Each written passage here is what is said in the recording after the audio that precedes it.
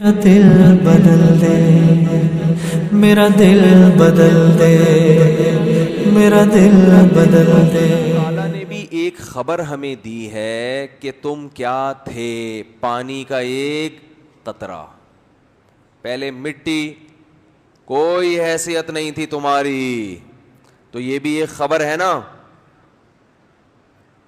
تو پہلی بات، یہ خبر ہمیں کیوں دی جا رہی ہے؟ اگر ہم بالکل ٹھیک ٹھاک زندگی گزار رہے ہیں تو ہمیں اس خبر کے دینے کی ضرورت نہیں تھی۔ اور بھائی ایک آدمی جتنا بھی اچھی زندگی ہو اس کی، آپ اس کو ماضی کی یاد دلانے کا کیا فائدہ؟ مجھے لوگ بتاتے رہتے ہیں کہ وہ فلاں تاجر دیکھ رہے ہو مفتی صاحب، آج بڑا بنا پھرتا ہے، کل سائیکل پہ گھومتا تھا۔ تو میں کہتا ہوں آپ کو یا تو اس کی تکلیف ہو رہی ہے کہ آپ ابھی تک سائیکل پہ کیوں ہیں؟ بھائی گھومتا ہے تو اللہ کا شکر ادا کرو یار، اللہ نے اس کو دیا، اللہ تمہیں بھی دے۔ اس میں یہ کیا کہ یہ پہلے ایسا تھا تو اب ایسا ہے؟ چھوڑو، کیا کرنا ہے تم نے بھائی، جیسا بھی تھا۔ ہمیں کیوں بتا رہے ہو؟ یہ منفی سوچ ہوتی ہے نا کہ تکلیف ہو رہی ہے۔ تو اللہ تعالیٰ ہمیں ہمارا ماضی بتاتے ہیں، تم یہ تھے، تم یہ تھے، تم یہ تھے، تم یہ تھے۔ ہم بھی اللہ سے پوچھ سکتے ہیں اللہ ہم کیوں بتا رہے ہم کیا تھے؟ ماں کے پیٹ میں قرآن کہتا ہے فَخَلَقْنَا الْعَلَقَةَ مُضْغَةً، تم ایک گندے خون کا بدبودار لوتھڑا تھے، گندا، مس کیریج ہو جاتا ہے نا، کتنی بدبو ہوتی ہے اس بچے کے اندر جب بچہ بنا نہیں ہوتا۔ علقہ، لٹکا ہوا گوشت، سڑا ہوا بدبودار۔ مضغہ، وہ گوشت جو چبایا جاتا ہے نا، بوٹیاں، ایسی شکل ہوتی ہے بچے کی۔ علقہ، مضغہ، اور پھر اس میں اللہ نے عظام، ہڈیاں بننا شروع ہوئی۔ تو جب تک آخری اسٹیپ پہ نہیں پہنچتا نا، گند کا گند ہی ہوتا ہے، وہ گند سے بنا، گندے ماحول میں پلا بڑا۔ تو یہ ماضی اللہ تعالیٰ انسان کو کیوں یاد دلاتے ہیں؟ ہم اللہ سے پوچھتے ہیں اللہ ہم اتنے 3 پیس سوٹ ٹائی میں بہترین اسٹائل میں ہم زندگی گزار رہے ہیں، نہا دھو کے ہم آفس جاتے ہیں، ہاتھ میں ہمارے بریف کیس ہوتا ہے، W11 تو ایک مجبوری کی وجہ سے بیٹھنا پڑ رہا ہے اس میں، اور اس میں بھی بڑی تمیز سے بیٹھتے ہیں ہم۔ تو اتنی اچھی لائف، اتنا اچھا لائف اسٹائل ہمارا، اتنے تمیز سے بات کرتے ہیں، اجلے اجلے دانت اور شیمپو سے نہائے ہوئے۔ میں ویسے شیمپو نہیں استعمال کرتا، ایک مثال دے رہا ہوں، شیمپو سے نہائے ہوئے اور خوشبو لگائے ہوئے، کیسے فٹ فاٹ ہوتا ہے نا انسان، محفلوں میں ملتا ہے ایک دوسرے سے۔ تو ہمیں ہماری اوقات بار بار یاد دلاتا ہے، الم یک نطفۃ من منی یمنی، کیا ایک پانی کا قطرہ نہیں تھے؟ کیا ماں کے پیٹ میں جمع ہوا خون، گندا غلیظ خون نہیں تھے تم؟ کیا گوشت کا لوتھڑا ادھورا ٹکڑا نہیں تھے؟ تو اللہ تو ہمیں بار بار گویا کہ ہمیں تو شرمندہ کیوں کر رہا ہے؟ دیکھو ایک آدمی کو آپ بتاؤ نا سائیکل پہ گھومتا تھا، اتنا شرمندہ نہیں ہوگا جتنا ہمیں یہ بتایا جائے کہ ہم کیا تھے۔ تو اللہ تعالیٰ اصل میں یہ بتانا چاہتے ہیں کہ جب تمہیں جو زندگی ملی ہے نا، اس میں تم اپنی اوقات بھول گئے ہو، اپنی اوقات بھول گئے ہو۔ جس اللہ نے تمہیں یہ نعمتیں دی ہیں، بے پناہ نعمتیں، اس اللہ کا حکم سننے کے علاوہ تم دنیا میں ہر ایک کی سن رہے ہو، اس کی سننے کے لیے تیار نہیں ہو۔ تو یہ تو ماضی تمہارا یہ تھا، ہم نے تمہیں انسان بنایا، ہم نے، یہ خود بخود نہیں بن گئے۔ اگر اتفاق سے بنے ہوتے جو مرضی کرو، جیسے جو ملحد لوگ ہیں نا، ایتھیس، ہم ان سے کہتے ہیں بھائی اتنے تکلف کی بھی کیا ضرورت ہے اتنا اچھا بننے کی۔ ایک ملحد الزام لگا رہا تھا یہ مولوی لوگ گندی فلمیں دیکھتے ہیں، اللہ تعالیٰ معاف فرمائے، استغفر اللہ، یہ جملہ نقل کرتے ہوئے بھی عجیب سا محسوس ہوتا ہے، لیکن وہ علماء کو بدنام کرنے کے لیے۔ تو سوال پیدا ہوتا ہے ان فلموں کو تم گندا کیوں کہہ رہے ہو؟ نہیں آ رہی سمجھ میں یار؟ تمہارا گندا اور اچھے کا تو کرائٹیریا ہی الگ ہے نا. وہ کیا ہے وہ بتاؤ, گندا کسے کہتے ہیں, اچھا کسے کہتے ہیں؟ تم تو یہ بولو اچھی فلمیں دیکھتے ہیں اگر الزام لگانا ہے.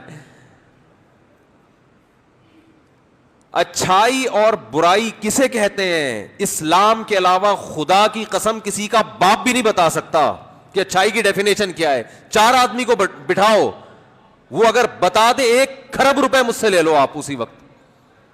جو قوم اچھائی اور برائی کو ڈیفائن نہ کر سکے وہ اچھا کیسے بنے گی, برا کیسے بنے گی؟ اس کو تو پتہ ہی نہیں کہ اچھا کیا ہوتا ہے, برا کیا ہوتا ہے. جتنے ملحد ہیں یا جو اسلام کو نہیں ماننے والے, 100 بار قسمیں اٹھا کے کہتا ہوں 1 کھرب روپے مجھ سے لے لو. 1 کھرب بہت بڑی رقم ہوتی ہے. آپ کہو گے اتنے ہیں نہیں تو دعوے کیسے کر رہے ہو؟ اس لیے کر رہے ہیں کہ ہمیں پتہ ہے کسی کا باپ بھی یہ ڈیفائن نہیں کر سکتا کہ اچھا کیا ہے اور برا کیا. یہ گندی فلموں کو گندا ہی نہیں کہہ سکتے. کیوں گندی ہے بھائی؟ وہ کیا ہو رہا ہے اس میں؟ جب آپ نے ہومو سیکس کو حلال کر دیا تو پھر اچھا اور برا, تو جو سب سے دنیا کا گندا ترین کام تھا, جو ہمارے یہاں کا چور بھی نہیں کرتا اتنے آرام سے, چوری کرتے ہوئے پکڑا جائے نا اتنا بدنام نہیں ہوتا. یہ کام کرتے ہوئے پکڑا جائے کتنا ہی نیک آدمی لوگ دیکھنا چھوڑ دیتے ہیں.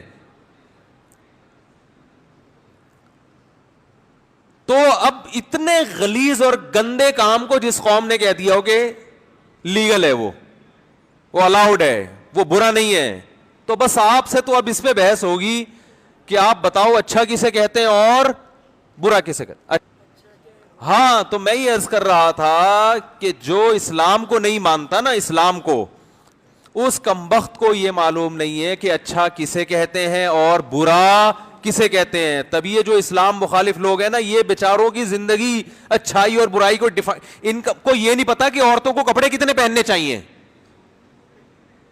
آپ ان کی باتیں تو سنو بیٹھ کے, ان کو یہ نہیں پتا کتنے کپڑے خواتین کے لیے, کتنا کپڑے مناسب ہیں. بھائی اسکرٹ پہننا چاہیے, نہیں اسکرٹ نہیں پہننا چاہیے, کوئی زیادہ ہو جاتی ہے. پاکستان ایک اسلامک اسٹیٹ ہے, اس میں اسکرٹ اچھا نہیں لگتا. اس کا مطلب امریکہ میں پہننا چاہیے. پھر یہ اسلامک اسٹیٹ ہے, یہاں اسکرٹ نہیں ہو تو وہاں سے باہر, یعنی یہاں کا اچھا کچھ اور ہے, وہاں کا اچھا کپڑوں کا. تو بھائی اگر کپڑے پورے پراپر ڈریس عورت کے لیے, تو پھر امریکہ میں بھی پورے کپڑے ہونے چاہیے, سعودی عرب میں بھی اور پاکستان میں بھی.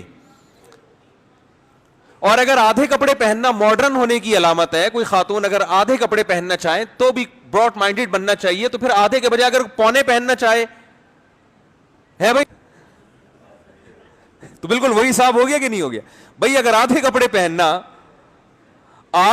پہننا ٹھیک ہے, جیسے کہ لبرل لوگ کہتے ہیں کہ خاتون اگر آدھے کپڑے پہنے ہوئے ہیں تو اس میں کوئی بری بات نہیں ہے. مرد کو چاہیے اپنی آنکھوں کو, اپنی نگاہوں کو نہ گندا ہونے دے. وہ یہ بڑے ڈائلاگ آج کل مارکیٹ میں چل رہے ہیں کہ اصل تو انسان کی سوچ ہوتی ہے.